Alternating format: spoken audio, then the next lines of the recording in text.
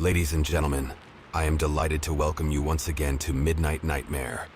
Please take your seats, relax, and enjoy the thrilling story. But before we begin, please consider giving us your like. I will truly be very grateful to you. The morning sun is just beginning to crest the horizon, casting a soft golden glow over Karijini National Park. I feel a mix of excitement and apprehension as I load my Land Cruiser for my first solo patrol. I check my gear one last time. Radio check, map check, water and supplies all accounted for. I climb into the driver's seat and start the engine, the sound breaking the morning stillness. This park, with its rugged terrain and untamed beauty, is now my responsibility. The Australian outback stretches out before me, vast and unyielding. I can't help but think about how far I've come to be here. With a sense of nostalgia, I reach into the glove compartment and pull out a weathered, leather-bound notebook. Flipping it open, I'm greeted by a collage of notes, sketches, and photographs. More than half of the photos feature me and my father in various outdoor settings, snapshots of our shared adventures. My parents divorced when I was just a kid, so my life was split between their two worlds. Growing up, I spent the weekdays with my mom in the stifling urban sprawl of Perth, but the weekends were my escape. My dad would come whisk me away to a different reality. We'd go exploring the national parks all across Western Australia, hiking through dense bushland and camping under starlit skies. The trips were a much-needed escape from the confines of city life and the constant tension between me and Mom's new boyfriend, Mark, a prick who could never seem to hide his disdain for me. The feeling was mutual. As I flip through the images, I see myself growing up, from a curious child in awe of the natural world to a teenager, more confident and assured, always by my dad's side. One particular photo catches my eye. It's of me, at about 9 or 10 years old, around the time of the divorce. I'm standing with Dad by a serene lake, our smiles as wide as the horizon behind us. We're proudly holding up a fish we caught together. I gently turn the photo over. There, in my dad's familiar slanted handwriting, is a message that strikes a chord in my heart. The wilderness is where you'll find yourself. The last photo in the collection, taken on the weekend of my 15th birthday, is one I rarely look at. But today, I feel compelled to. We're sitting on a rocky outcrop, our faces turned towards the setting sun. Dad's arm is around my shoulders and I'm leaning into him, a half smile on my face. But it's his expression that catches my eye. There's a shadow that hangs over him. He was a man haunted by demons that he never spoke with me about, and that I was always too afraid to ever ask. Despite the darkness that seemed to cling to him, my love for him was unwavering. His complexities, in a way, made me love him more. He was my rock, my constant in a sea of change. In my heart of hearts, I had convinced myself that it would always be the two of us, father and daughter, side by side, against the world. The crackle of the radio startles me out of my reverie. The voice of my supervisor's familiar gruff voice fills the cabin. "Arnhem, do you read me?" I pick up the radio and press the button, my voice steady but with an undercurrent of anticipation. "This is Ranger Arnhem, reading you loud and clear. What's the good word, Big Mike?" "Just checking in to see if you're all set for your solo excursion," Big Mike replies. "Yeah, all good here. Just about to head out." I smile, appreciating his concern. "Remember, kiddo, this park's a wild place. Keep your wits about you and don't take unnecessary risks," he advises. "Absolutely. I promise I won't do anything you wouldn't," I reply with a playful tone that elicits a chuckle on the other end. "Good, that's what I like to hear. And hey, Willow," he adds, a hint of warmth breaking through his usually stoic demeanor. "Your old man would be proud of you. You've got this." A lump forms in my throat at his words. In a lot of ways, becoming a park ranger was my attempt to stay connected with my dad in the only way I knew how. "Thanks, BM. I'll report back by late afternoon. Arnhem out," I say, signing off. As I navigate the rugged tracks winding through the park, the sun climbs higher, casting sharp shadows across the red earth.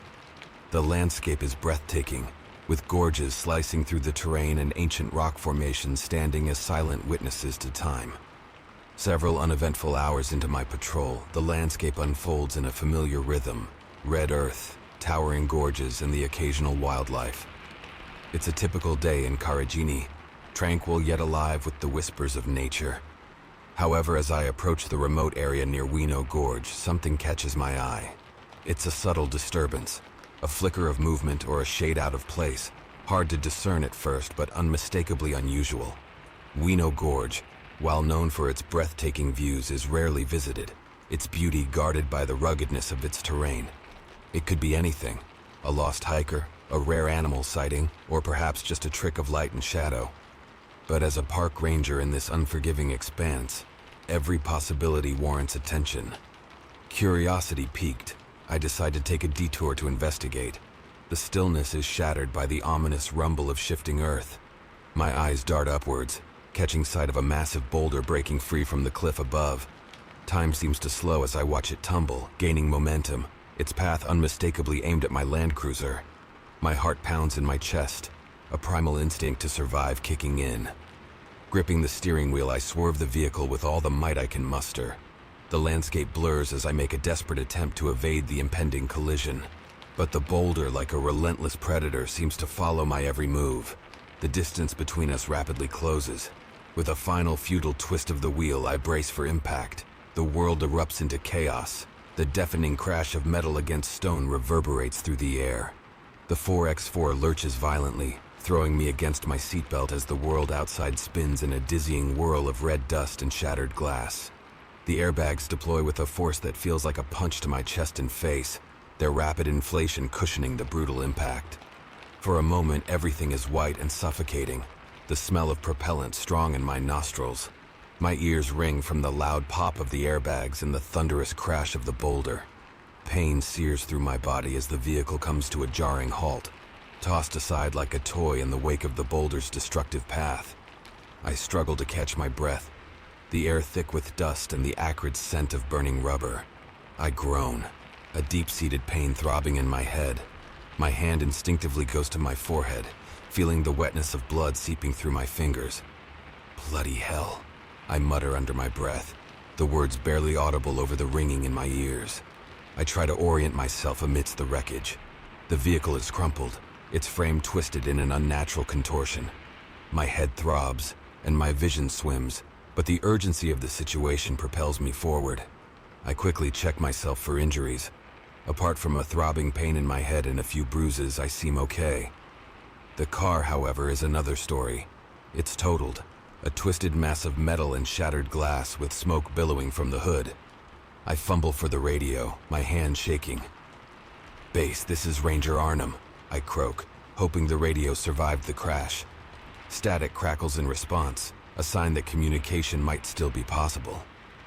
"I've been in an accident near Wino Gorge. Need immediate assistance." The radio remains silent, leaving me with a sinking feeling of isolation. Panic rises in my chest. I'm tens of kilometers away from the nearest ranger station, in a rarely patrolled part of the park. My water supply is limited, and with the harsh sun climbing higher, the heat becomes suffocating. The old fear, that gnawing sense of abandonment, starts creeping back, threatening to paralyze me. It's a ghost I thought I'd left behind, but here in the vastness of the outback, it looms large once more. But I fight against the rising tide of panic. I close my eyes, take a deep breath, and focus on what I can control. "You can do this, Willow," I say to myself through clenched teeth. I recall the survival training I underwent as part of my ranger induction. The countless hours of first aid, navigation, and emergency response drills. With a grimace, I try to push the car door open. It creaks and resists, a reminder of the force of the crash. As I exert more pressure, a sharp pain shoots through my arm, causing me to wince. Carefully, I assess my wrist. It's swollen and tender. I suspect it's sprained, maybe even fractured. I awkwardly maneuver out of the driver's seat, grabbing the first aid kit as I do so. Sitting on the ground, I lean against the vehicle, trying to steady my breathing.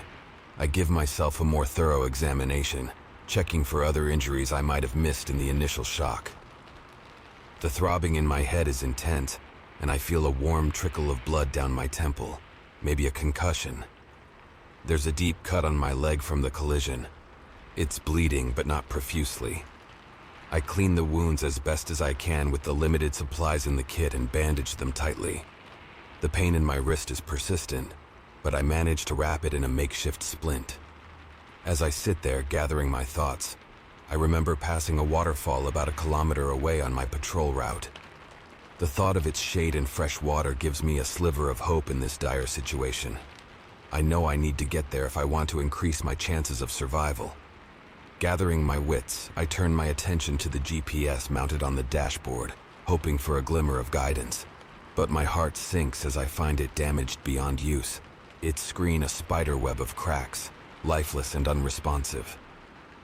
I turn to the glove compartment, rummaging through its contents until my fingers find the familiar, slightly worn edges of a map.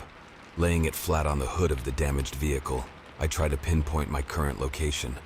Using landmarks I remember passing, like the distinctive shape of a nearby gorge and the direction I was heading, I estimate my position.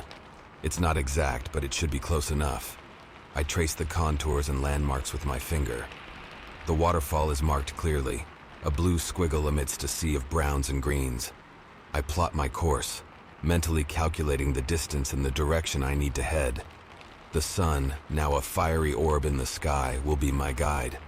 I need to head east, towards the rising sun, then veer slightly north. Gathering my strength, I stand up, wincing at the sharp pain in my leg and wrist. I grab my backpack and fill it with supplies from the car. Water canteens, emergency rations, a small survival kit, and most importantly, my notebook.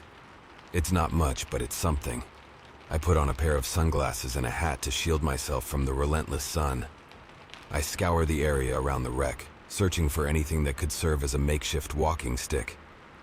After a few minutes of searching, I find a sturdy fallen branch.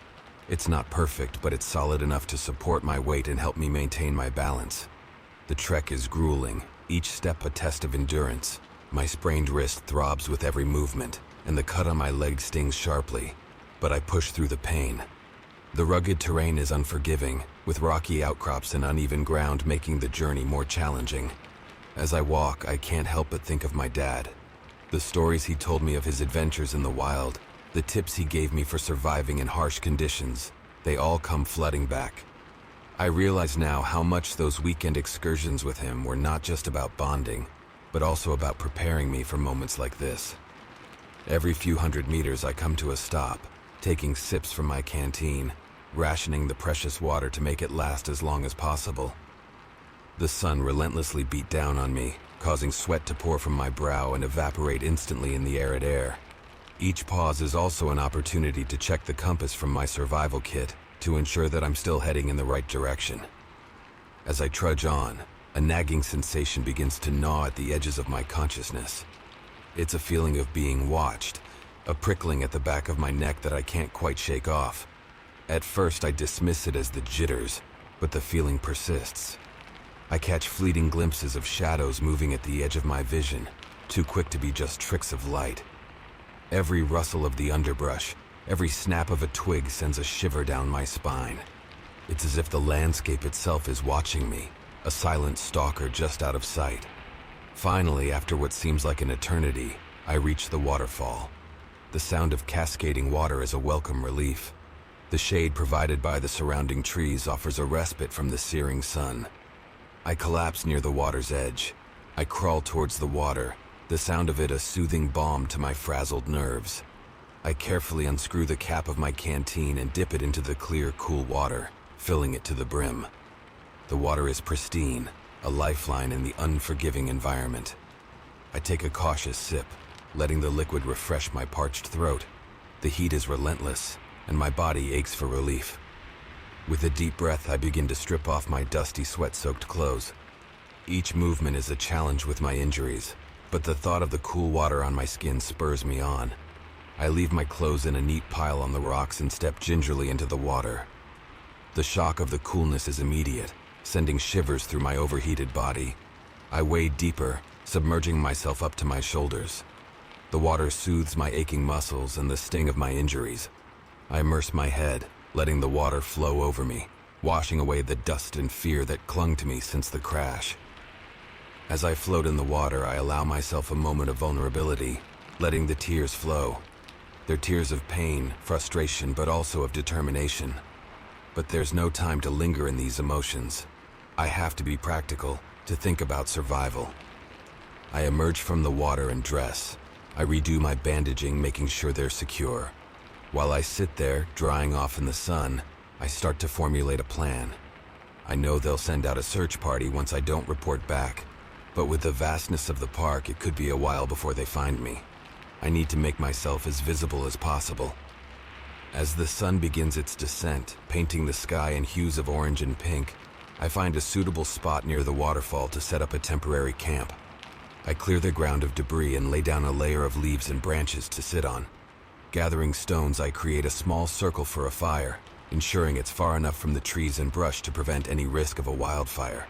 The process of starting a fire is arduous, especially with my injured wrist, but I persevere.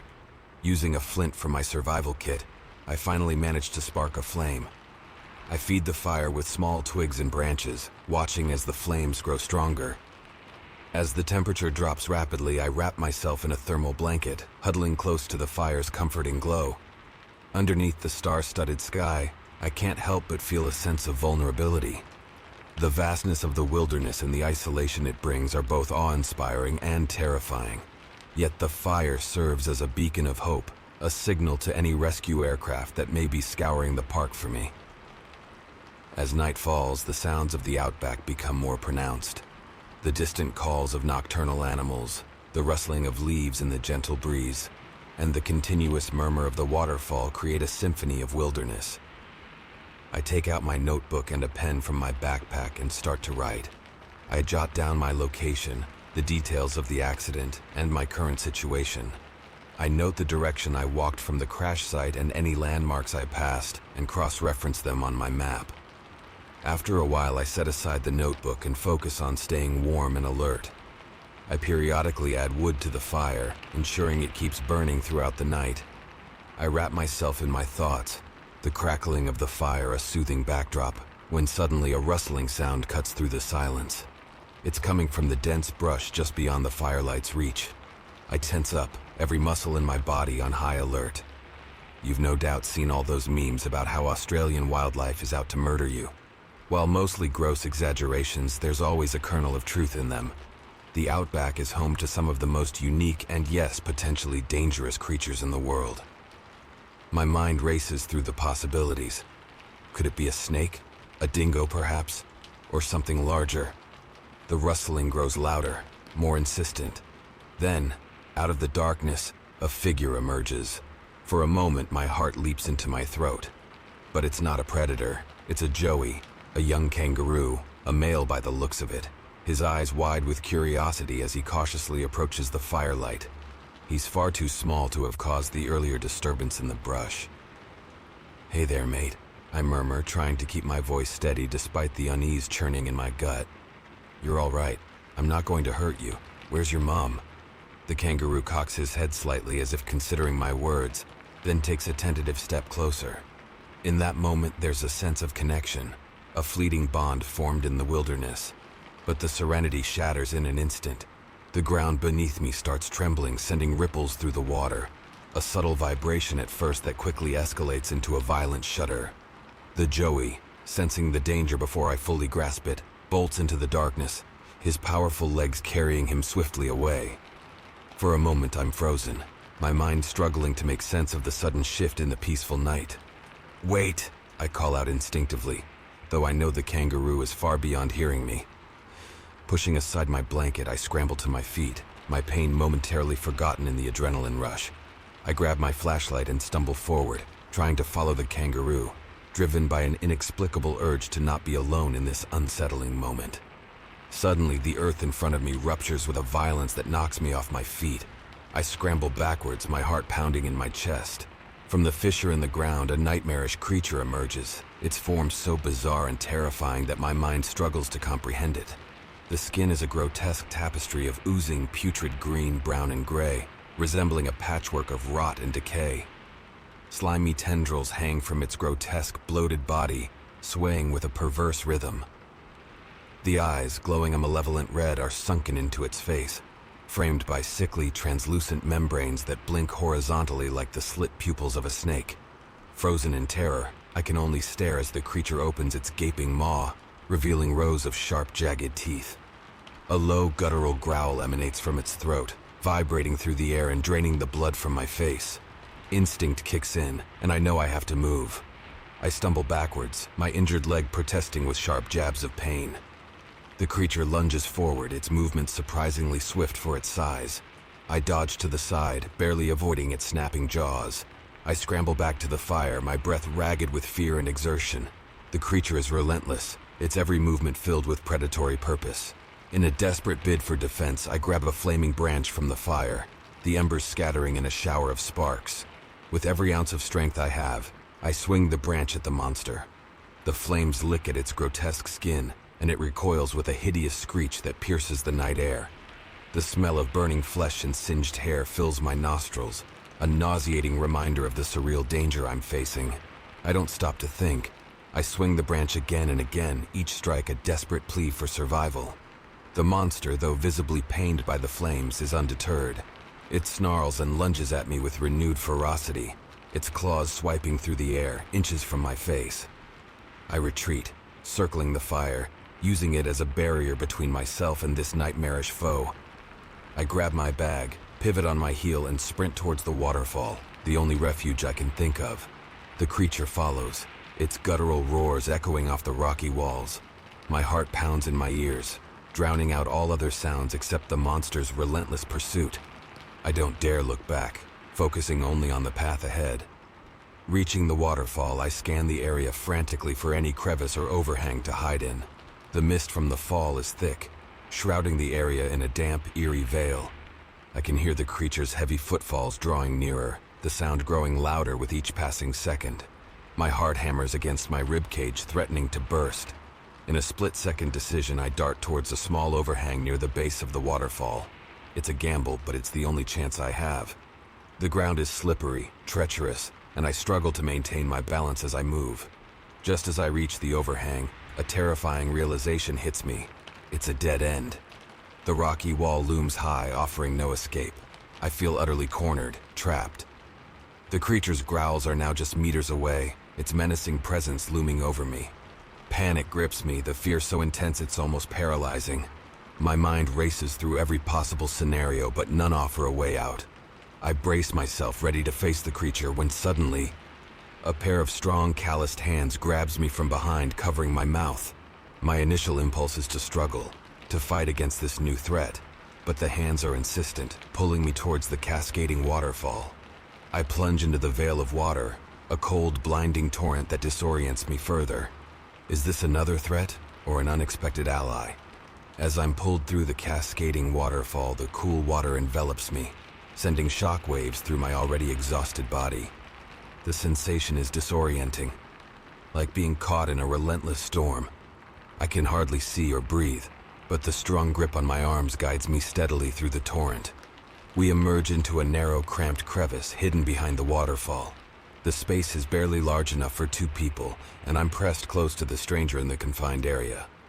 The sound of the fall roars just outside, muffling any other noise. The stranger, still gripping my arms, finally releases me and spins me around to face him. I find myself face to face with a young Aboriginal man. His features are strong, weathered by the elements. His eyes are alert, his expression serious but not unkind. He's dressed like a traditional hunter-gatherer, reminiscent of the figures I've seen in history textbooks. His skin is painted with intricate designs, symbols that speak of a deep connection to the land and its lore. He's armed with traditional weapons, including a spear and a boomerang, hanging from a belt made of woven plant fibers. He seems like a man out of time. For a moment, we just stare at each other, both catching our breath. He gestures to me to stay silent, his finger to his lips. The young man, his movements swift and deliberate, reaches into a small leather pouch at his side. He pulls out a handful of fine, ochre-colored powder. Without a word, he spits into the powder, mixing it with practiced ease. He starts smearing the gritty paste over my face, hair, and clothes. His hands are gentle yet efficient, covering every exposed bit of skin. The paste smells like a blend of native plants and herbs, an earthy and almost comforting aroma. As he works, he pauses ever so slightly over my face. There's a flicker of surprise in his eyes, a brief but unmistakable reaction to my fair complexion, so different from his own. but he quickly regains his composure and continues his task. The stranger finishes applying the pace just as the heavy footfalls of the creature grow dangerously close. He draws his spear, his body tensing, ready for the confrontation. His eyes flicker to mine, a silent message to stay quiet and still. Then, piercing through the cacophony, I hear it, a voice so familiar it sends shivers down my spine. "My little Ren, are you there?" it calls, using the secret nickname only my father ever used. The voice is warm, comforting, yet utterly impossible. Every instinct in me wants to rush towards the sound, towards the memory of safety and love that voice represents. I take a step forward, my heart aching with a mixture of hope and disbelief. But the stranger's hand grips my arm firmly, holding me back. His eyes, intense and fearful, meet mine. In them I see a warning, a plea not to give in to the illusion. The voice outside, rich and familiar, continues to beckon. "It's me, Big Eagle. Don't be afraid." The use of my father's nickname for himself sends a wave of nostalgia and confusion over me. It's as though the past and the present are colliding in this surreal moment. The voice grows more insistent, pleading now. "Willow, please come out. I've missed you, love." It's almost too much to bear, hearing these words from a man I believed was gone forever from my life. The voice outside shifts, no longer just my father's, but now intertwined with the soft tones of a woman and the playful chatter of a child. They speak in a language unfamiliar to me, their words flowing like a gentle stream, melodic and haunting. The voices, though soothing, carry an undercurrent of something sinister, an attempt to lure us from our hiding. My companion clenches his jaw, his hand tightens around the shaft of his spear. I can see the conflict raging within him, a desperate fight against the urge to respond to these ghostly calls. The creature's snout, a grotesque mix of scales and sinew, pushes through the narrow opening of our hiding place. Its breath is hot and fetid, filling the confined space with an oppressive stench. It sniffs around, probing closer and closer to where we crouch in silent terror. I hold my breath, trying to make myself as small as possible. The creature's snout comes mere centimeters from my face, its nostrils flaring as it searches for a scent. My heart pounds so loudly in my chest I'm afraid it'll give us away. But the paste smeared all over me seems to mask my scent, disguising my foreign smell with the earthy tones of the Australian bush. The creature hesitates, sniffing the air with confusion. It's as if it senses our presence but can't quite pinpoint where we are. Finally, after what feels like an eternity, the creature withdraws its snout from the crevice. Its frustrated growls and heavy footsteps recede as it continues its search elsewhere. Time seems to stretch on endlessly. For a moment, neither of us moves, still reeling from the close encounter. Every sound, every shift in the air sets my nerves on edge. But gradually, the oppressive sense of danger begins to fade. The creature's growls and footsteps, once so menacingly close, are now distant echoes. Finally, after what feels like hours, the young man relaxes his posture slightly. His sharp gaze softens as he turns to me, nodding slightly. It's a silent signal that it might be safe to leave our hiding place. We emerge cautiously from behind the waterfall, stepping out into the cool, misty air. The sun rising is just a sliver on the horizon, casting a soft golden glow on the rugged landscape. The immediate area is quiet, the only sound being the water cascading down the rocks.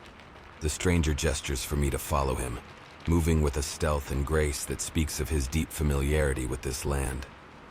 We tread lightly, every step measured and deliberate, alert for any sign of the creature. As we move away from the waterfall, the young man suddenly stops and crouches down. He examines the ground closely, tracing a set of tracks with his fingers. They're large and deep, unmistakably those of the creature. Taking a hesitant step forward, I clear my throat softly. "Thank you," I say, my voice barely above a whisper, mindful of the lingering danger. "You saved my life." I pause, waiting for any sign of acknowledgement, but he continues his examination unfazed. I try again, a bit louder this time. "Can you tell me your name? Do you know what was that thing we just saw?" My questions hang in the air unanswered. He looks up at me with a perplexed expression, his brow furrowing slightly. In a low, cautious tone, he mutters something in a language I don't recognize.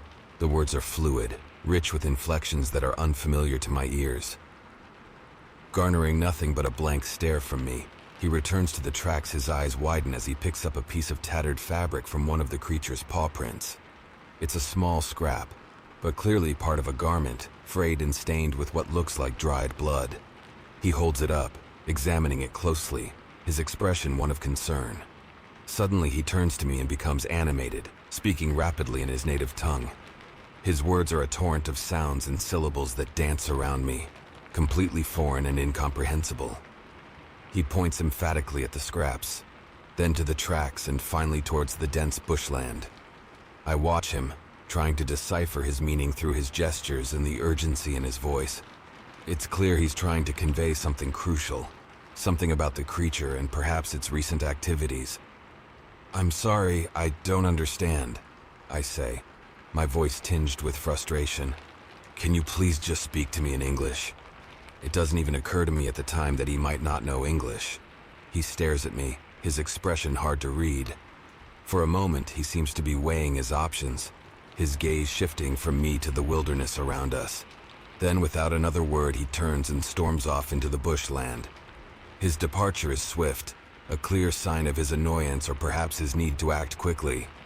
For a moment, I'm stunned, left standing in the early morning light, the sounds of the wilderness enveloping me. The sense of isolation is palpable, and the memory of the creature's terrifying presence is still fresh in my mind. Shaking off my hesitation, I start to follow him. My injuries protest with each step, but the danger of being alone in this environment, especially with that creature out there, overrides my discomfort. "Wait!" I call out, my voice echoing slightly in the open space. Catching up to him, I try to keep pace, my breathing heavy from the exertion and pain.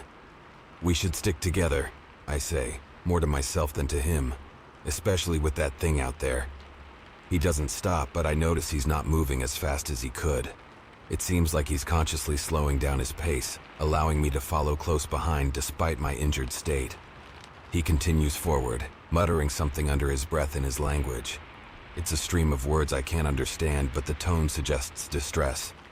We trek through the rugged wilderness, the landscape a blur of reds and greens through my increasingly hazy vision. The throbbing in my head, a dull ache at first, grows into an insistent pulsating pain. It feels like a drumbeat, relentless and overpowering. My steps become unsteady, each movement sending waves of nausea and dizziness through me. As we navigate the dense underbrush, my vision starts to double, the world around me splitting and merging in a disorienting dance. I blink rapidly, trying to clear my sight, but it only seems to worsen. The edges of my vision darken, the encroaching shadows narrowing my field of view. I can feel the heat of the sun on my back, the sweat trickling down my spine. But it's as if I'm moving through a thick fog. My ears ring, the sounds of the bush muted and distant. I try to focus on the young man leading the way, his figure now a nondescript silhouette in front of me. I want to call out, to tell him that something is wrong, but my tongue feels heavy, my throat dry. With each step, the pain in my head spikes, a sharp contrast to the numbness that starts to creep into my limbs. I stumble, my feet tangling in the underbrush, and my hand reaches out, grasping for support. But there's nothing to hold on to. My knees buckle, and I feel myself falling. The ground rushes up to meet me, a collision that seems both imminent and surreal. In that moment, a wave of helplessness washes over me, a sense of impending doom. But the impact never comes. Instead, there's a sudden jarring halt as strong arms catch me, preventing me from crashing to the earth. I barely register the sensation of being lifted, my body too heavy, too disconnected from my mind.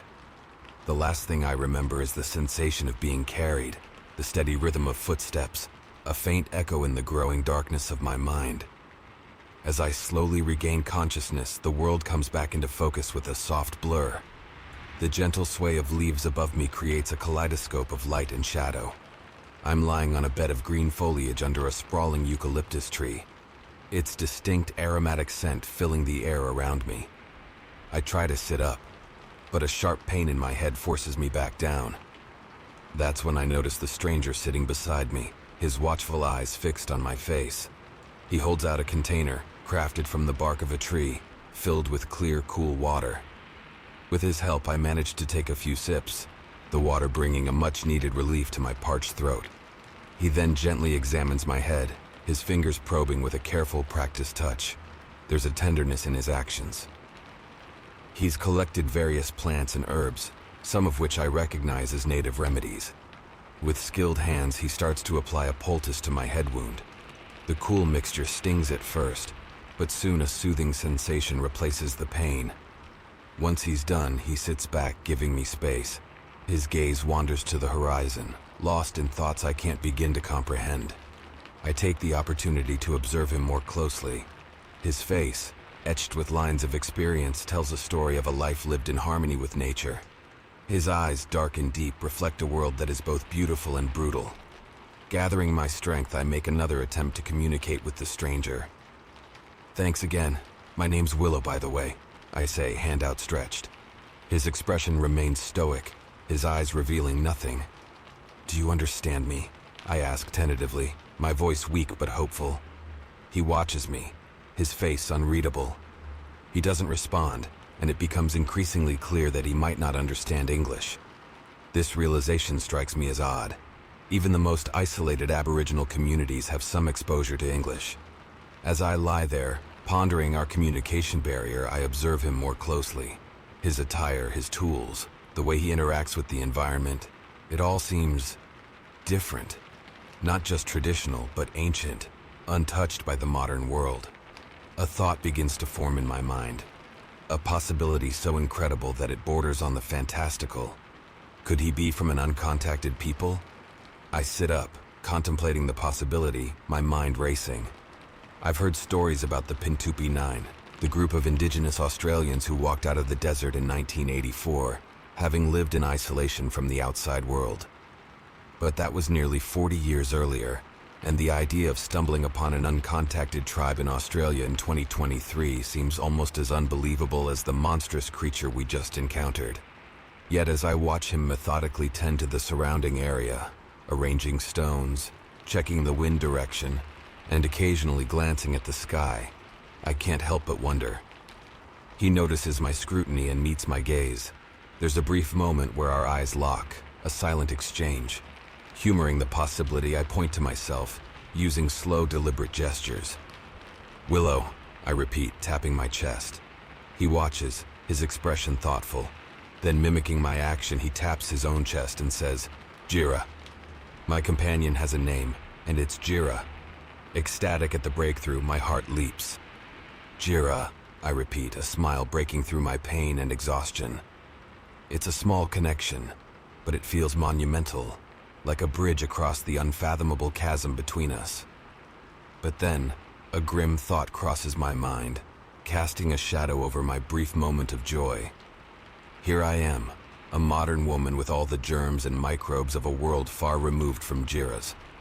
The sudden realization hits me hard. I could be a walking, talking petri dish of pathogens to which he might have no immunity. Memories of historical accounts where explorers and settlers inadvertently introduced diseases to indigenous populations flash through my mind. The consequences were often catastrophic. A shiver runs down my spine at the thought of being responsible for such a tragedy. I rummage through my first aid kit. My fingers, still slightly unsteady from my recent ordeal, search for a face mask. Finding one, I quickly put it on, securing it firmly over my nose and mouth. I can't completely eliminate the risk, but I can minimize it. Jira watches me with a mix of curiosity and confusion.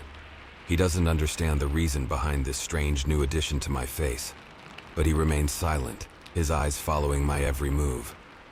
I reach back into my backpack, gingerly pulling out my notebook. It's a bit damp from our earlier plunge through the waterfall, but the contents are mostly intact. Flipping through the pages, I find what I'm looking for. Photos of me in Perth. I show Jira the pictures, pointing to the tall buildings, the crowded streets, and the images of me in various urban settings. I tap the photo and then point to myself, trying to convey that this is where I come from. Home, I say slowly. That's where I'm from. Jira leans in, his eyes scanning the images with a mix of wonder and perplexity. He touches the photos lightly, tracing the outlines of the skyscrapers and the unfamiliar faces in the pictures. He looks up at me, then back at the photo, a flicker of understanding in his eyes. Encouraged by Jira's reaction, I flip to a blank page in my notebook. Taking out a pen, I demonstrate its use, drawing a simple outline of the terrain we're in. I then hand the pen to Jira, gesturing towards the notebook and then at the photos.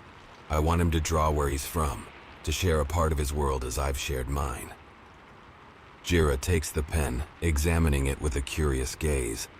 He tentatively places the tip on the paper and starts to draw.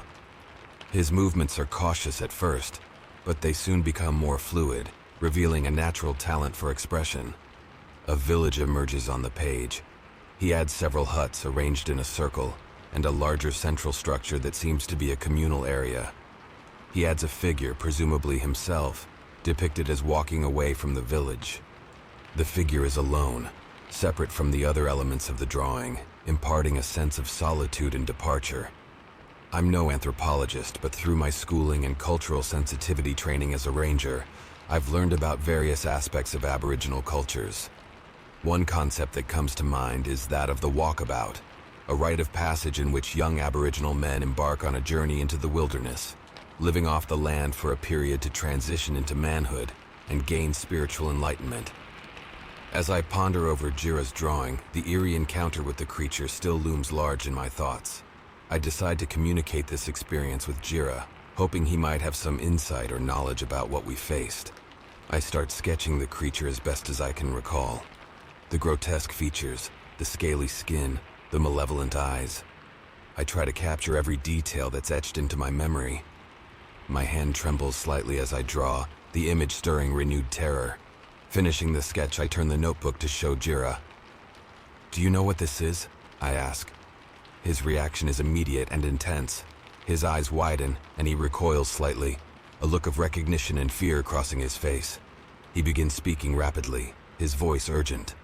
One word stands out, repeated several times with emphasis. Bunyip. Jira's hand shakes as he takes the notebook from me, his eyes locked on the sketch of the bunyip. With a sense of urgency, he begins drawing a line from the monstrous figure to the village he had depicted earlier. The line he draws is jagged, almost erratic, as if to symbolize the chaotic and unpredictable nature of the bunyip. He taps the line repeatedly, his eyes meeting mine with a piercing intensity. It's clear to me now why he was in such a rush. He fears the bunyip is heading towards his village, or worse, that it might already be there. Jira and I sit in silence for a while, each lost in our own thoughts. The revelation of the bunyip, a creature of Aboriginal legend, now terrifyingly real, hangs heavy between us. The urgency in Jira's eyes tells me that we can't delay. His village might be in danger. As I test my strength, I find the sharp pains have dulled to a manageable ache. My head still throbs, but the world no longer spins uncontrollably. I nod to Jira, signaling that I'm ready to move. He offers me a hand, pulling me to my feet. We set out at a steady pace, Jira leading the way. He moves with a quiet confidence, each step purposeful. I follow closely, relying on my ranger training to keep up. Our journey is mostly silent, the only sounds being our footsteps and the distant calls of birds and insects. Every so often, Jira pauses to examine the ground or the brush, ensuring we're not walking into danger. His vigilance is both reassuring and a reminder of the perils we face. We travel throughout the day, the sun charting its relentless course across the sky. Our only respite comes in brief, stolen moments of rest under the shade of sparse trees or rocky outcrops. Each time we stop, it's for no more than a few minutes, just long enough to catch our breath and sip sparingly from our dwindling water supply. The terrain varies as we move, from flat open plains to rocky ridges and shallow valleys. The landscape is harsh but breathtaking in its raw beauty. As dusk approaches, the sky transforms into a canvas of deep oranges and purples, the sun dipping below the horizon. The beauty of the sunset is a contrast to the exhaustion that clings to us like a second skin. My body aches with every step. It's been over 24 hours since I've slept, the events of the day blurring into a relentless, adrenaline-fueled ordeal. My eyes sting from fatigue, my movements slower, less precise. I glance over at Jira. His endurance is remarkable, but the signs of fatigue are there, subtle but unmistakable. The slight droop in his shoulders, the brief moments where his pace slows, the faint lines of strain around his eyes, all indicators that he too is pushing his limits. I gesture to him, miming sleep with my hands clasped together and resting my cheek against them. "We should rest," I say, my voice a hoarse whisper in the growing twilight. His response is immediate and firm, a shake of the head, a determined look in his eyes. He's set on continuing, driven by the urgency to protect his village. I understand his concern, but I know too well the dangers of pushing our bodies beyond their limits. We need to sleep, even for just a little while, I insist, hoping my tone gets my meaning across. We'll be no good to anyone if we collapse from exhaustion. Jira hesitates, clearly torn between the need to press on and the reality of our physical limits. His eyes betray a moment of vulnerability, a silent acknowledgement of my words. Yet he nods curtly, signaling his decision to continue regardless. Navigating under the starlit sky, Jira often pauses, tilting his head upwards. In these moments, I notice him aligning our path with the Southern Cross, using the constellation as a guide through the dark. As the darkness deepens, our journey becomes increasingly perilous. The lack of light turns every shadow into a potential threat, every rustle in the bush a cause for alarm. I keep a close eye on him, aware that in this state, even a seasoned tracker like Jira is susceptible to the dangers of the wilderness. It happens suddenly. Jira steps onto a loose stone on a narrow ridge, his foot sliding out from under him. He stumbles, his arms flailing for balance, but fatigue has robbed him of his usual grace. For a heart-stopping moment, he teeters on the edge of a steep drop. Without thinking, I lunge forward, grabbing his arm and pulling him back with all my strength. The sudden motion sends a jolt of pain through my injured wrist, but I barely register it. We both tumble to the ground, a tangle of limbs just centimeters from the precipice. For a moment, we lie there, panting heavily, the realization of what almost happened settling in. Jira sits up slowly, his gaze lingering on the edge of the ridge, then turns to me. There's a newfound respect in his eyes, an acknowledgement of our mutual reliance. He nods slowly, conceding to the necessity of rest. We find a small, sheltered area nestled between two large boulders, providing some protection from the elements and any roaming wildlife. Jira sets to work immediately, gathering dry twigs and leaves while I use my lighter to start a fire. The flames catch quickly, casting a warm, reassuring glow in the encroaching darkness. As the fire crackles and pops, Jira reaches into his pouch and brings out something wrapped in leaves. He unwraps it carefully, revealing a small portion of smoked meat and some native berries. He hands me a portion with a nod. I humbly accept his offering. The food, though simple, tastes delicious to my empty stomach. In return, I open my backpack and take out some of my emergency rations, a couple of energy bars and a packet of dried fruit and nuts.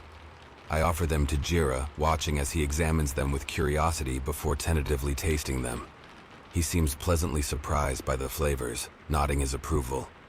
After we finish our meal, a comfortable silence settles between us, broken only by the crackling of the fire.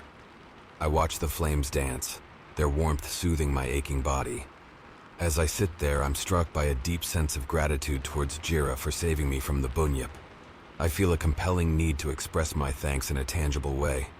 I dig through my backpack, my fingers brushing past various items until they find what I'm looking for, my Swiss Army knife. Holding it out to Jira, I say, "I want you to have this." My voice is firm, underscored with sincerity. As a thank you for saving my life. I take a moment to demonstrate its various tools: the knife, the screwdriver, the tiny scissors, and the can opener. Jira looks at the knife, his eyes tracing its contours. He takes it, turning it over in his hands, examining its various functions. He seems to understand its value, not just as a tool, but as a gesture of gratitude and respect. In response, Jira reaches for something tied to his belt. It's his boomerang, its surface smooth and worn from use. The wood is dark, rich in color, and adorned with intricate carvings that tell a story I can't decipher. He offers it to me with solemn dignity.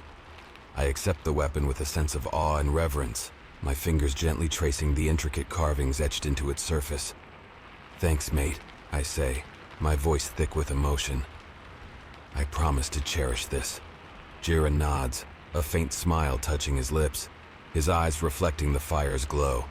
Jira sits close to the fire, his posture rigid, eyes fixed on the darkness beyond the flickering flames. As the night deepens, his eyelids droop occasionally, and his head nods forward before he snaps back to alertness. I notice his struggle. Through a series of gestures, I suggest taking turns sleeping, ensuring one of us is always on the lookout. I tap my chest and then point to the surrounding darkness, indicating that I'll take the first watch while he rests.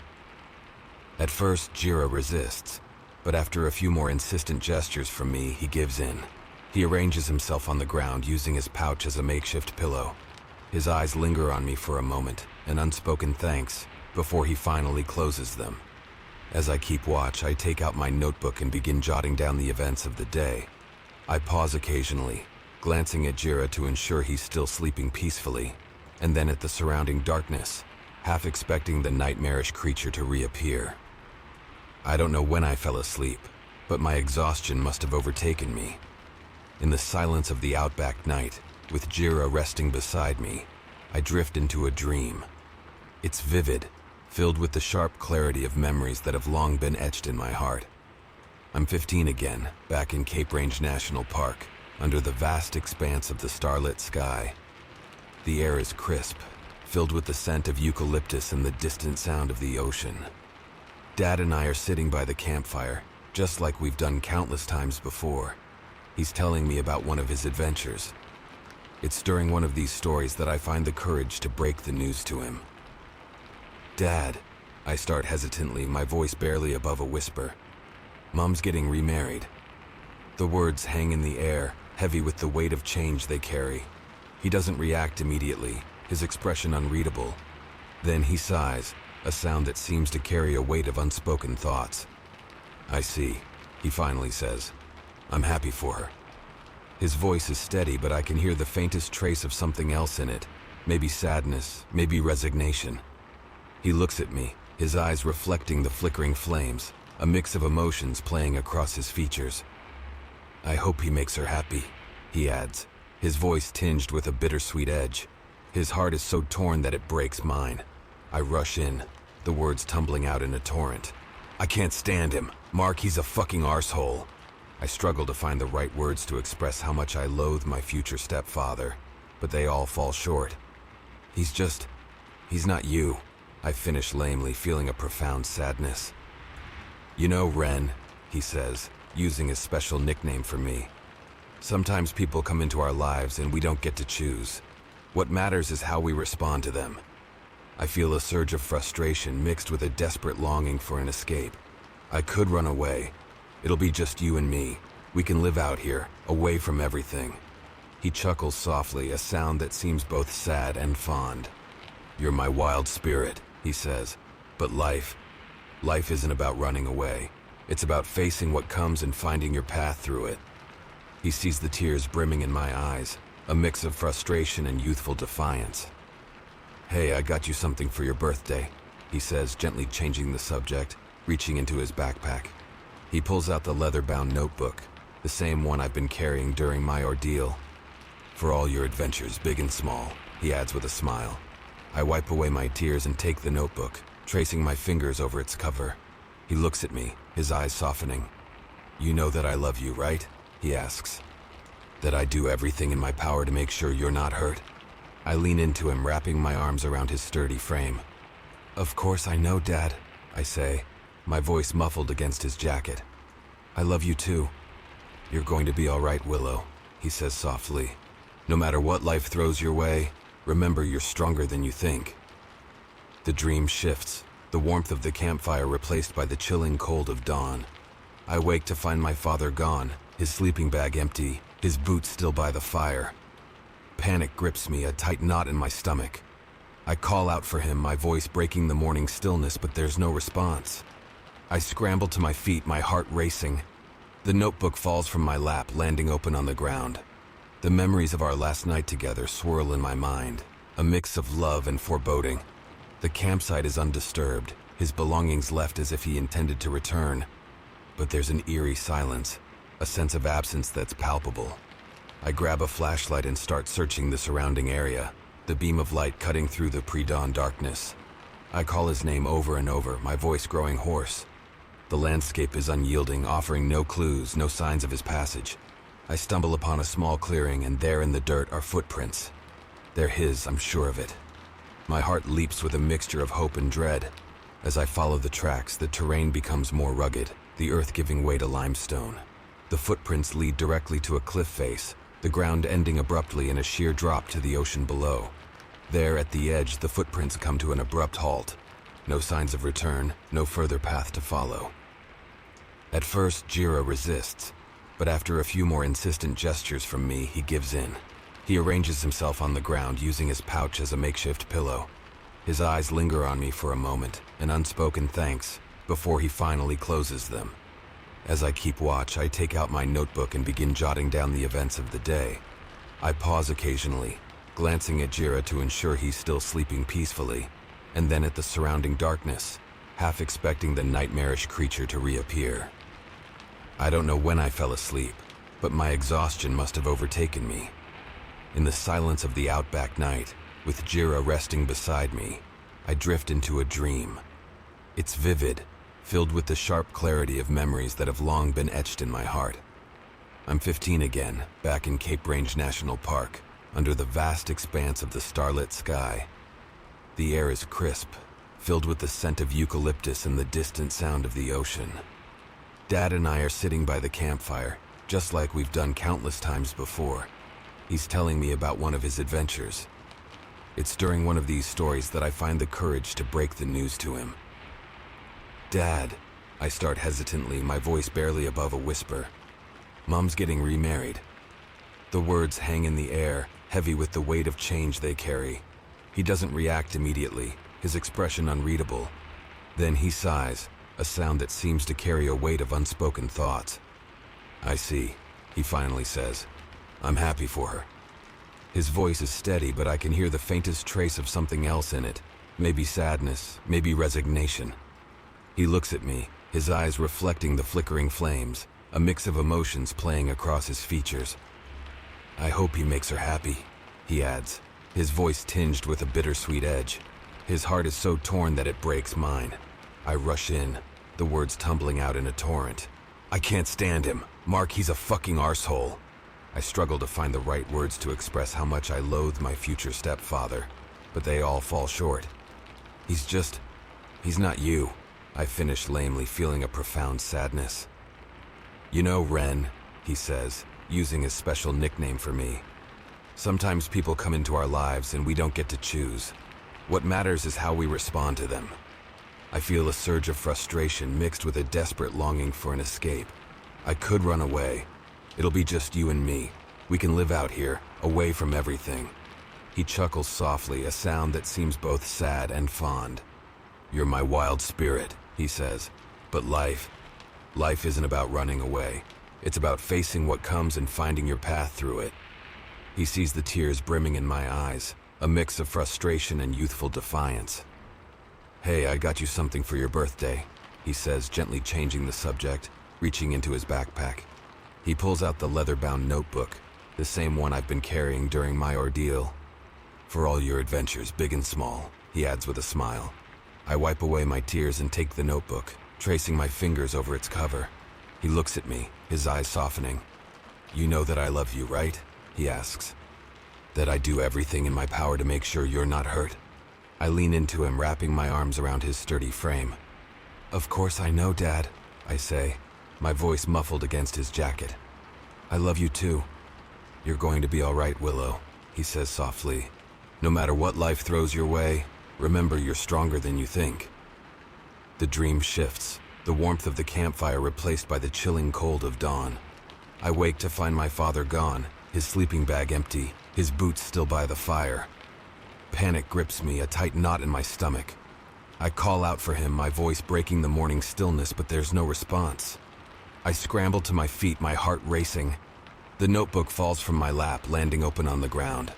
The memories of our last night together swirl in my mind, a mix of love and foreboding. The campsite is undisturbed, his belongings left as if he intended to return. But there's an eerie silence, a sense of absence that's palpable. I grab a flashlight and start searching the surrounding area, the beam of light cutting through the pre-dawn darkness. I call his name over and over, my voice growing hoarse. The landscape is unyielding, offering no clues, no signs of his passage. I stumble upon a small clearing, and there in the dirt are footprints. They're his, I'm sure of it. My heart leaps with a mixture of hope and dread. As I follow the tracks, the terrain becomes more rugged, the earth giving way to limestone. The footprints lead directly to a cliff face, the ground ending abruptly in a sheer drop to the ocean below. There, at the edge, the footprints come to an abrupt halt. No signs of return, no further path to follow. My mind races through possibilities, each more disheartening than the last. Did he sense some danger and go to investigate? Or did he simply decide that our paths no longer aligned, leaving me to face the wilderness alone? I stand up, my body stiff and sore from the restless sleep and the events of the past days. My first instinct is to call out for him, but I restrain myself, aware that any noise might attract unwanted attention, perhaps even from the bunyip itself. I start to pace around the campsite, scanning the area for any clues. There are tracks leading away. They're Jira's. I recognize the unique pattern of his footprints. They head off into the bushland, but there's no clear indication of why he left or where he might be going. But then, just as the sun fully breaks the horizon, casting long shadows on the red earth, I see a figure approaching. It's Jira, his stride confident, carrying something in his hand. A flood of relief washes over me. As he comes closer, I notice he's carrying a dead sand goanna, the monitor lizard's long, slender body limp in his grasp. In his other hand, he holds a collection of wild herbs, freshly gathered. Jira lays the items down near the remnants of our campfire. He meets my gaze briefly, a flicker of something akin to an apology in his eyes, before he gets to work. He carefully extracts the venom from the goanna, his movements precise and skilled. The venom, a potent neurotoxin, is something I've read about in my ranger training but never seen handled in person. With deliberate care, he mixes the venom with the herbs he gathered, grinding them together with a small, flat stone. The mixture becomes a thick, dark paste, its consistency perfect for his purpose. Jira looks up at me, his eyes communicating a silent warning of the mixture's lethal nature. Then, with a steady hand, he applies the paste to the tip of his spear, ensuring an even coating. I watch, captivated by the demonstration of a skill passed down through generations, a skill that has likely saved his life more than once. He then turns to the Swiss Army knife I had gifted him, applying the same mixture to its blade with deliberate care. Curious about his actions, I hold up the boomerang he had given me, raising an inquiring eyebrow. "This too?" I ask. Jira nods in confirmation. He carefully applies a thin layer of the venom herb mixture along its edges, transforming the simple wooden tool into a deadly weapon. As Jira completes his meticulous preparation of our weapons, he suddenly gestures towards my notebook. I pick it up and hand it to him, along with the pen. He flips to a blank page and starts to sketch with a focused intensity. The lines he draws take shape, forming the image of the bunyip. He portrays it standing on its hind limbs, its menacing form dominating the page. Then, with precise strokes, Jira adds two smaller figures next to the creature, one holding a spear, the other with a boomerang. He points to a specific spot on the creature's underbelly in the drawing, circling it multiple times. It seems he's identified a vulnerability, a target for us to aim for in our battle against the creature. Jira says something in his language, his tone suggesting a question. Though I don't understand his words, his meaning is clear. He's asking if I comprehend the plan. I nod, meeting his gaze with grim determination. "I understand," I reply. As we approach the vicinity of Jira village, the terrain changes subtly. The bushland gives way to a more open landscape. The village is nestled in a secluded valley, surrounded by high ridges that offer both protection and isolation. It's a hidden gem, an oasis of calm in the harsh Australian wilderness. We approach the village with a growing sense of dread, the signs of devastation becoming increasingly apparent. The once vibrant community, as depicted in Jira's drawing, is now a scene of utter desolation. The air is thick with the acrid scent of smoke and something else, something far more sinister. Entering the perimeter of the village, the full extent of the tragedy unfolds before us. The huts are reduced to smoldering ruins. The communal areas are destroyed, their sacred grounds desecrated. The most disturbing sight, however, is the bodies. The men of the village, warriors and hunters, lie scattered across the landscape. Their final moments seem to tell a story of a fierce, desperate battle against an unimaginable foe. The marks on their bodies, deep gashes and wounds, match the fearsome characteristics of the bunyip we encountered. Jira moves through the village with a hollow, haunted look in his eyes. Each body he passes, he stops, his hands gently closing their eyes in a final act of respect and farewell. His grief is palpable, a silent scream of pain and loss that echoes through the empty village. I stand there feeling utterly helpless, my heart heavy with sorrow for Jira and his people. I want to offer comfort, but words seem meaningless in the face of such devastation. Jira's steps grow heavier, laden with an unspeakable pain. He finally falls to his knees amidst the ruins, his entire frame shaking with silent sobs. It's a heart-wrenching sight. A proud and strong man, brought to the brink by the loss of everything he held dear. His anguished prayers, spoken in his native tongue, fill the air, a haunting melody of sorrow and despair. His grief is a tangible force, a raw, open wound that transcends language and culture. I recall the day I lost my dad, the confusion and heartache that followed. But Jira's loss is on a scale I can't even begin to comprehend. He's not just mourning a single person. He's grieving for his entire world, a community and way of life that has been torn away from him in the most brutal manner. Gently, I kneel beside him, offering my presence as a silent source of support. I place a tentative hand on his shoulder, unsure if my touch is welcome, but feeling the need to bridge the gap of isolation that surrounds him.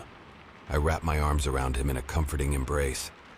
He leans into me, his cries muffled against my shoulder.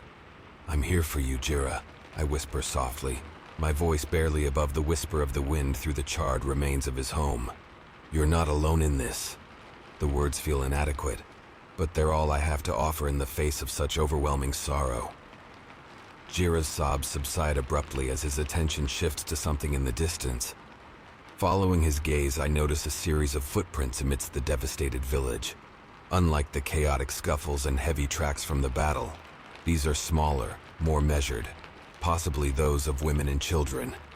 Jira stands up, his body language changing from one of defeat to determination. He gestures for me to follow and starts tracking the footprints with a renewed sense of purpose. As we follow the trail, it becomes clear that these are not random or aimless tracks.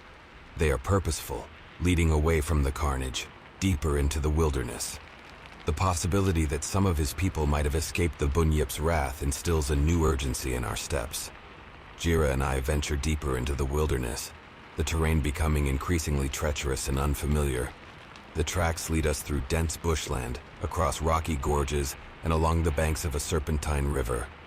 The sun is high, casting sharp shadows that play tricks on our eyes, but we press on, driven by the hope of finding survivors. As the hours pass, a heavy silence settles over the land.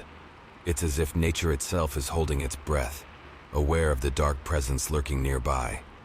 The tracks lead us to the entrance of a vast cave network, hidden beneath an overhang of twisted roots and ancient stone. The mouth of the cave is wide and dark, an abyss that swallows the morning sunlight. Stalagmites and stalactites jut out like jagged teeth, giving the cave entrance the appearance of a massive, petrified beast. Jira pauses at the entrance, his eyes scanning the shadows within. There's an unspoken understanding between us that we might be walking into the very heart of danger. He places a reassuring hand on my shoulder, his gaze firm and resolute. Taking a deep breath, we both smear a final layer of the ochre paste over our faces to conceal our scent. Jira leads the way into the cave, his steps silent and cautious. I follow, every sense heightened, my heart pounding in my chest. Inside the cave, the atmosphere changes dramatically, as if stepping through a threshold into another realm. The air is cooler, the light dim, filtered through cracks and crevices in the rocky ceiling. The walls are adorned with ancient handprints that glow softly, emitting a spectral light that seems to pulse with a life of its own. I'm reminded of the Aboriginal concept of dream time, where the past, present, and future converge. The further we venture, the more the cave transforms. Stalactites hang from the ceiling like chandeliers. The haunting sound of a didgeridoo resonates through the cave, its deep rhythmic drone vibrating in the air around us. The melody is both mournful and soothing. We follow the haunting sound of the didgeridoo, its resonance guiding us deeper into the cave. The path narrows, winding through towering stalagmites that rise from the ground like silent sentinels. The melody grows louder, its rhythmic pulse echoing off the cave walls. We turn a corner and the cave opens into a large chamber, bathed in a soft, otherworldly light. The source of the light is a natural skylight, a gap in the rock through which the sun streams, casting a warm glow over the space. In the chamber, illuminated by the sun's gentle light, we find them, the survivors of Jira's village. Women, children, and a few elderly members of the tribe huddle together, their eyes wide. They're a small group, a mere fraction of the village's original population, but at least they're alive. The didgeridoo player, an elder with a weathered face and wise eyes, sits cross-legged near the group. As we enter, he pauses, his gaze shifting to us.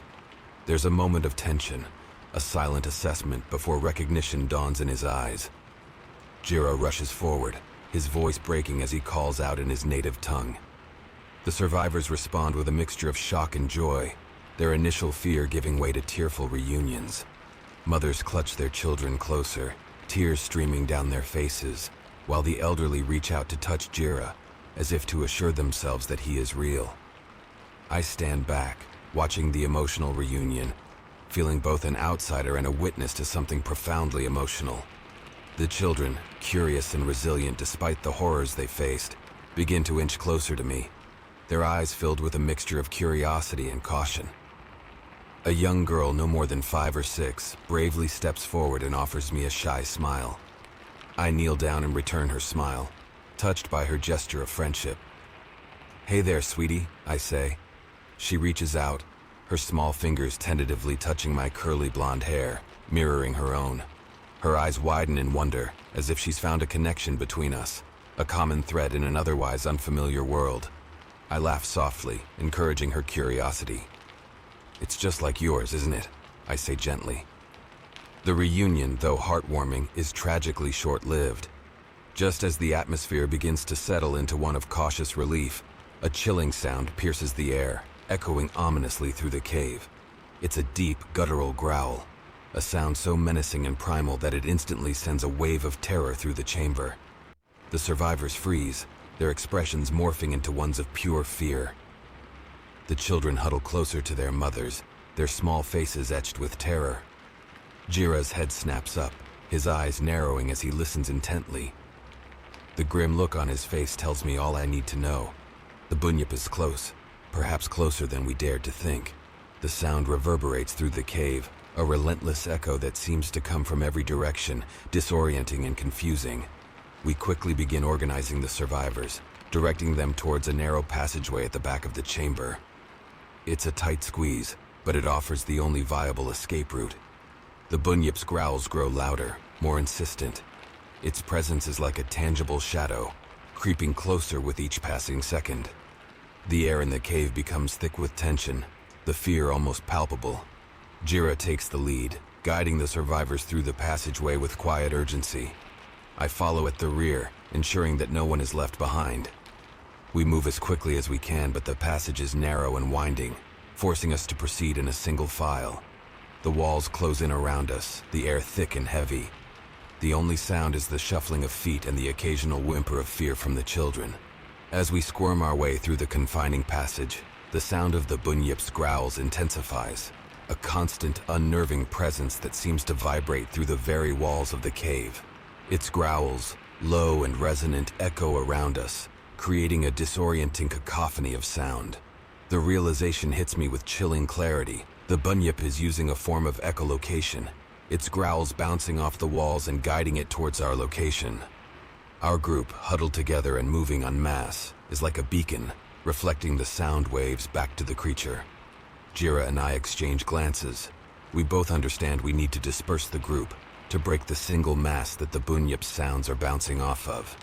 Jira communicates this to the survivors in hushed, urgent tones. We reach a wider chamber within the cave, a natural crossroads with 2 tunnels leading in different directions. Jira quickly assesses the situation and instructs the survivors to head down one tunnel, speaking with a quiet authority that spurs them into action. He then turns to me, his expression resolute. He points down the tunnel the survivors are taking, signaling for me to follow them. I nod in understanding, ready to follow the survivors to ensure their safety. But as I turn to leave, I notice Jira isn't joining us. Instead, he heads down the other tunnel, banging his spear loudly against the walls. The understanding of what he's doing hits me instantly. He's acting as a decoy, drawing the Bunyip's attention away from the group to give them a chance to escape. I hesitate for a moment, torn between the instinct to survive and the knowledge that Jira is knowingly walking into grave danger. But as he disappears into the darkness of the tunnel, I can't bring myself to leave him behind. After everything we've endured together, the idea of abandoning him to face the Bunyip alone is unthinkable. I quickly turn back, following Jira's path. As I catch up to him, he whirls around, his expression one of frustration. He shakes his head, gesturing emphatically for me to go with the others. But I stand firm, meeting his gaze. "I'm not leaving you," I say, my voice steady despite the fear coursing through me. "We face this together." Jira starts to protest, but he sees the resolve in my eyes. He reluctantly nods, understanding that I won't be swayed. The path twists and turns, leading us deeper into the heart of the cave. As we move, the ceiling gradually rises, opening into a larger chamber with high vaulted ceilings. Stalagmites jut out from the ground, creating a natural labyrinth. The growls of the Bunyip grow louder, more frenzied. It's as if the creature is closing in on us from all sides, its presence felt but not yet seen. The anticipation is almost as terrifying as the creature itself, a life or death game of cat and mouse. As we move forward, the air in the cave grows colder, a chill that seems to seep into my bones. Jira and I exchange tense glances, our hands gripping our weapons tightly, ready for the confrontation we know is coming. Suddenly, without warning, the ground in front of us explodes in a shower of rocks and dust. The Bunyip bursts forth from the earth. Its mottled green skin glistens in the faint light, and its malevolent red eyes fixate on us with chilling intensity. The creature is larger and more terrifying than I remembered, its presence dominating the chamber. The Bunyip circles us, its movements deceptively agile for its size. It's toying with us, enjoying the game of predator and prey. Jira and I, despite our determination, are painfully aware of our disadvantage. We're fighting a creature of legend, a being that embodies the very essence of the wilderness's unforgiving nature. We dash through the maze of stalagmites, our breaths coming in ragged gasps. Our strategy is simple yet fraught with risk. Keep moving, stay unpredictable, and look for an opening to strike. The stalagmites provide temporary cover, but they also hinder our movement, forcing us to weave and dodge through the tight spaces. I glance back, catching a glimpse of the Bunyip closing in. Its massive body scrapes against the stone, its claws leaving deep gashes in the earth. We take a sharp turn, hoping to lose the creature in the twisted pathways. But as we round a bend, the Bunyip appears before us, blocking our path. Jira lunges forward, his spear aimed at the creature's underbelly, the spot he had marked in his drawing. But the creature dodges Jira's thrusts, its movements eerily agile. It counters with a swipe of its massive claw, narrowly missing Jira, who jumps out of the way at the last second. I rush forward, swinging the boomerang gifted me with all my might. The creature turns its attention to me, its eyes glowing with a malevolent intelligence. I strike, the boomerang connecting with a sickening thud against its thick hide. But it's like hitting a wall of stone. The creature barely flinches. The Bunyip launches at me, its massive jaws open wide, revealing rows of razor-sharp teeth. I roll to the side, narrowly avoiding its bite. The creature's tail whips around, catching me off guard and sending me sprawling to the ground. Jira, seeing me in danger, rushes to my aid. He swings his spear with precision. The Bunyip, sensing the threat, pivots swiftly, disarming Jira with a powerful flick of its paw. The spear clatters to the ground just out of his reach. The creature turns its full wrath on Jira, pinning him to the ground with its massive form. In a desperate move, Jira reaches for the Swiss Army knife I gave him. With all his strength, he plunges the knife into the creature's side. The Bunyip recoils with a deafening roar, releasing Jira from its grasp. Dark blood oozes from the wound, a clear sign that Jira's attack has found its mark. But it's not enough. The creature, though wounded, is still a formidable force, its eyes burning with rage. Holding the boomerang in my hands, I feel its weight and balance in my hands. It's nothing like the toy boomerangs I've thrown before. This is a weapon honed for survival. The Bunyip doesn't notice me regaining my footing. My eyes dart around, desperately seeking an advantage. Then I see it, a massive jagged stalactite hanging precariously above where the bunyip stands. It's a long shot, but it's all we have. In that moment, time seems to slow down. I can hear my heart pounding in my ears, the sound of my breath ragged and quick. I think of my father, of the lessons he taught me about facing fear head on. Channeling every ounce of strength and focus I possess, I hurl the boomerang with all my might. The boomerang cuts through the air, whistling as it arcs towards its target. My heart races as it nears its target, the moment stretching out, each second a lifetime. With a resounding crack, the boomerang strikes the stalactite. The impact sends a shudder through the cavern, a vibration that resonates through the very bones of the earth. The stone, already teetering on the edge of stability, begins to break free from the ceiling. The bunyip, sensing the danger, looks up just as the massive formation detaches, plummeting towards it with the force of gravity. There's no time for it to react, no time to escape. The stalactite crashes down upon the creature with a thunderous roar, engulfing it in a cloud of dust and debris. The jagged shards of stone pierce through the bunyip's tough, scaly skin. The creature lets out an earth-shattering roar, a sound filled with pain and fury. It writhes violently, its massive body struggling under the weight of the stone protruding from it, exposing its soft underbelly in a desperate attempt to free itself. Jira, seizing the moment, retrieves his spear from where it had fallen. He sets it in a spear thrower, a simple but effective tool that amplifies the force and distance of his throw. In a fluid, almost poetic motion, Jira draws back his arm and launches the spear. The spear flies through the air with deadly accuracy, its trajectory unerring. The silence of the cavern is pierced by the sound of the projectile cutting through the air, a whistle that seems to reverberate with the weight of the moment. The spear strikes true, burying itself deep into the bunyip's heart. The bunyip lets out a final, ear-splitting roar of pain and fury, its body convulsing as the life drains from it. For a few tense moments, the creature thrashes wildly, but each movement grows weaker. Dark, viscous blood pools around it, seeping into the earth. The bunyip's convulsions slowly subside, its massive form collapsing under the weight of its injuries. In a haunting transformation, the monster's grotesque visage morphs, revealing a face I know all too well. My father's. He looks at me with eyes filled with sorrow and pain, his voice echoing through the cavern. "Willow, my little wren, help me," he pleads, his voice a perfect imitation of my dad's. The illusion is so convincing, so heartbreakingly real, that for a moment I'm frozen, my heart torn between reality and the desperate longing to see my father again. Tears well up in my eyes, a mix of grief and anger. This creature, this abomination, dares to use my father's voice, to prey on my deepest sorrows and fears. "You're not him," I say. "He's gone. You can't use his memory against me." The creature, sensing my wavering, continues in my father's voice. "Willow, it's me. I'm here. I've always been here for you." "Dad," I say, my voice trembling but resolute. "You left me. You chose to leave, and I've accepted that you're gone forever. You killed yourself, and nothing can change that." Jira, sensing my pain and seeing through the bunyip's deceit, steps forward with a resolute expression. He pulls out his spear from the creature's chest and without hesitation plunges it into its throat. As the spear pierces its throat, the bunyip's illusion shatters. The image of my father fades away, leaving behind the true form of the creature, a monstrous amalgamation of nightmares. Its body shudders violently before finally going still, the light fading from its malevolent red eyes. The cavern falls silent, save for the echoes of our labored breaths and the distant drip of water from the stalactites. I stand there breathing heavily, my emotions a tumultuous storm.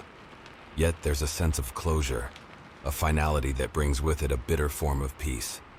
Jira places a comforting hand on my shoulder, his touch grounding me in the present. He looks into my eyes, his own reflecting a deep understanding of loss and the resilience required to overcome it. Jira and I make our way back towards the survivors. The ochre handprints on the walls seem to guide us, their ancient glow a comforting presence in the dim light. As we approach the chamber where we had left the survivors, the sound of their anxious murmurs reaches our ears. The moment we step in, all eyes turn to us. Jira speaks to his people in a calm, steady voice, explaining what transpired. I watch as a collective sense of relief washes over them. We lead the survivors out of the cave, their faces reflecting a mix of exhaustion, relief, and lingering fear. Emerging from the cavern's mouth, we are greeted by the blinding light of day. The sun, high in the sky, bathes us in its warm glow, a welcome reprieve from the cold shadows of the cave. We set up a temporary camp near the cave entrance, using the remains of our supplies to provide some comfort. Jira, with his intimate knowledge of the land, gathers additional resources, ensuring that everyone is hydrated and fed. Then, in the late afternoon, a distant sound catches my attention. It's faint, barely audible over the wind, but unmistakable. The chop of helicopter blades. My heart leaps with hope. I shield my eyes with my hand, searching the sky. There, on the horizon, a speck appears, growing larger as it approaches. It's a search and rescue helicopter, its rotors slicing through the air with a steady rhythm. Relief washes over me, a wave of emotions that's hard to contain. As the helicopter draws closer, its presence sends a wave of panic through the survivors. They huddle closer together, their eyes wide with fear. This modern machine, so alien to their isolated existence, seems to them like another monster, perhaps more terrifying than the one we've just defeated. "It's okay," I say softly, speaking more with my eyes than my words. "They're here to help." Jira, sensing their unease, speaks to them in his native tongue, his tone gentle yet firm. Realizing that the helicopter might not easily spot us amidst the rugged terrain, I rummage through my backpack for a signal mirror. Finding it, I step into a clearing, angling the mirror towards the sun. The reflection catches the light, sending a bright flashing signal towards the helicopter. The helicopter banks slightly, its course adjusting as it homes in on our location. It hovers above us, the downdraft from its rotors sending dust swirling around our makeshift camp. In the days and weeks following the dramatic rescue, the world I knew and the world Jira and his people knew collided in a whirlwind of change, discovery, and inevitable challenges. The survivors, having lived in isolation, were suddenly thrust into a reality far removed from the only life they had known. The bright lights, the noise, the constant barrage of new faces and languages, it was overwhelming to say the least. For Jira and his people, every aspect of modern life was a novel, often intimidating experience. The government and various cultural preservation organizations stepped in, offering support and resources to facilitate their integration. Researchers worked closely with Jira and his people to learn more about their culture and background. It was later discovered that this group belongs to a previously unknown Aboriginal clan, which call themselves the Kailani. Jira, who had shown such strength and resilience in the face of the Bunyip, now found himself in a position he could never have prepared for. Despite the overwhelming challenges, Jira faced this new world with the same bravery he had shown in the wilderness. He took charge, helping his people to navigate the complexities of this new life with a quiet dignity. I did everything in my power to bridge the gap between his world and ours. I worked with the support teams. I spent hours with Jira and the others, listening to their concerns, their fears, and their hopes. In the aftermath of the incident, Karijini National Park became the center of a highly clandestine operation. A task force from the Australian Defence Force was deployed, and the park was promptly locked down.